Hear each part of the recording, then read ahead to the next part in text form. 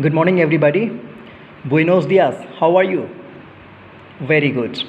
So, dear children, today we'll study first chapter, History, class 10th, the rise of nationalism in Europe. All right. We know that history is past event, circumstance, situation, social change. All right. So, the topic is the rise of nationalism in Europe. Europe में राष्ट्रवाद का उत्थान. Let's start.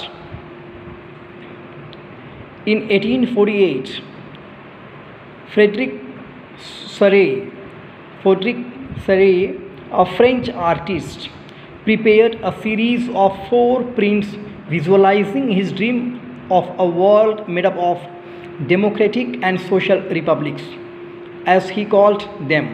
In 1848, Frederick सोरे 1848 में Frederick सोरे जो क्या थे, अ फ्रेंच आर्टिस्ट, फ्रांस के एक कलाकार थे, prepared a series of 4 prints, 4 प्रकार के प्रिंट्स की एक श्रृंखला उन्होंने बनाई.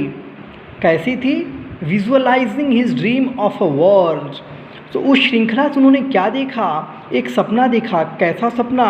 ड्रीम ऑफ अ वर्ल्ड, एक ऐसे दुनिया की सपना, एक ऐसी दुनिया का सपना देखा, made up of democratic and social republics.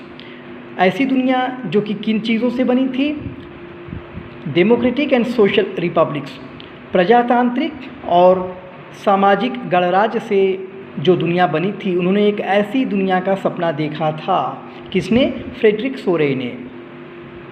As he called them, जैसा कि वो इसको कहते थे, पुकारते थे इस नाम से. द फर्स्ट प्रिंट, इनकी जो फर्स्ट प्रिंट थी, हम 4 प्रिंट्स की बात कर रहे हैं, 4 प्रिंट्स की बात कर रहे हैं, लेकिन इनकी जो फर्स्ट प्रिंट थी, जो कि फिगर 1 में आपको दिखाई गई है, ऑफ द सीरीज़, इनके इस श्रृंखला की जो फर्स्ट प्रिंट थी, shows the peoples of Europe and America. ये किसको दिखाती है? लोगों को. कहाँ के लोगों को? यूरोप और अमेरिका के लोगों को. Main and women of all ages and social classes. Main and women, स्त्री और पुरुष, सभी प्रकार के सामाजिक वर्गों के स्त्री और पुरुष के लोगों को ये दिखाती है. ऑफ ऑल एजेस, और सभी एज ग्रुप के, सभी प्रकार के आयु के स्त्री और पुरुष को ये दिखाती है ये figure. Marching in a long train and offering homage to the Statue of Liberty as they pass by it. और ये जो मेन एंड वीमेन हैं, स्त्री पुरुष हैं, ये marching in a long train, एक लंबी ट्रेन में ये आगे बढ़ रहे हैं.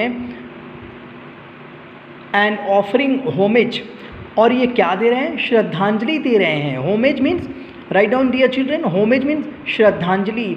जब हम किसी को याद करके, उसके अच्छे कर्मों के लिए याद करके, उसके गुजरने के बाद भी उसको याद करते हैं, उसके कब्र पे या उसके जगह पे हम जब माला फूल अर्पण करते हैं, चढ़ाते हैं, तो उसे हम कहते हैं श्रद्धांजलि देना, किसी को अच्छे काम के लिए याद करना एक निश्चित समय पे.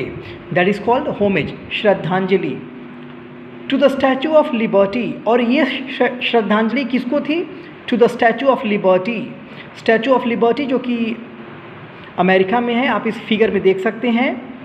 As they pass by it, जैसे ही ये इससे गुजरते हैं, ट्रेन से जा रहे हैं, जब इससे होके गुजरते हैं, तो ये स्टैचू ऑफ लिबर्टी को श्रद्धांजलि अर्पित करते हैं. As you would recall, artist of the time of the French Revolution personified liberty as a female figure.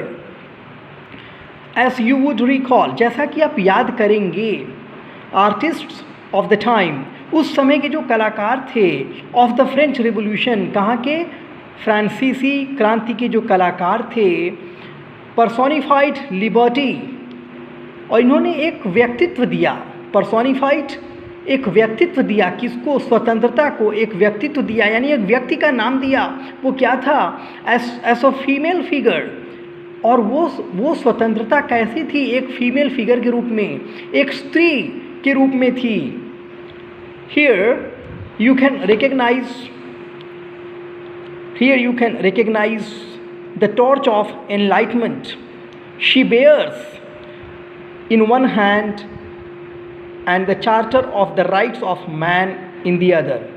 आप यहाँ देख सकते हैं, here you can recognize, आप पहचान सकते हैं the torch of enlightenment. किस प्रकार की टॉर्च? मशाल. कैसी मशाल? टॉर्च मीन्स मशाल. कैसी मशाल? एनलाइटमेंट, विद्वता की, नॉलेज की, ज्ञान की, ज्ञान का मशाल. She bears in one hand, जो कि उस लेडी के एक हाथ में है, and the charter of the rights of man in the other, और दूसरे हाथ में क्या है? चार्टर है. चार्टर मीन्स होता है जब किसी इंस्टीट्यूशन की जो लीगल राइट्स होती है, कानूनी अधिकार दिए जाते हैं, तो हम उसको नाम देते हैं चार्टर का. यानी दूसरे हाथ में क्या है? मैन, यानी इंसान का कानूनी अधिकार है, जो इस लेडी के एक हाथ में मशाल, दूसरे हाथ में कानूनी अधिकार दिखाता है.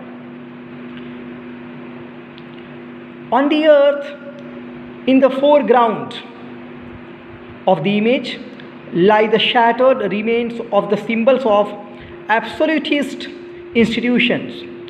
On the earth, in the foreground of the image, पृथ्वी पे on the foreground of the image, इस तस्वीर के ठीक सामने, आगे वाले हिस्से में, lie the shattered remains of the symbols of absolutist institutions.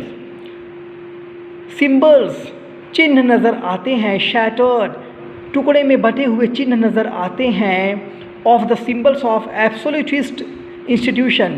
कैसे?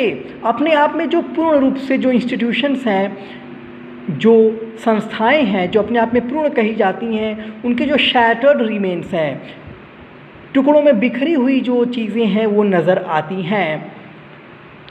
Dear students, keep loving literature and social studies. Thank you very much. See you in the next part 2 video.